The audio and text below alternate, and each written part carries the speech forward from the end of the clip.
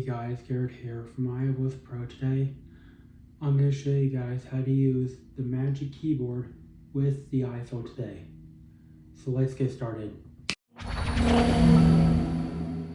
In order to use the Magic Keyboard with your iPhone, first power down any computer that the keyboard is connected to. That will disconnect it and allow it to work with your iPhone. Next, go to Settings, Bluetooth. Next, go ahead and power on your keyboard, and it should appear. Yep, there it is. I'm going to go and connect to it, and now we're all hooked up. To go to the home screen with the keyboard, you're going to do Function H for Function and Home.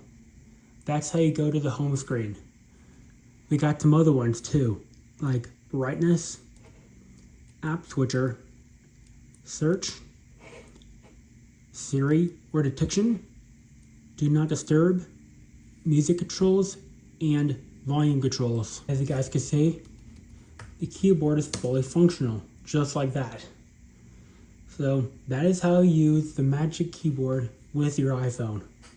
So that's pretty much it for this video. If you liked this video, give the video a thumbs up, send this video. Peace out.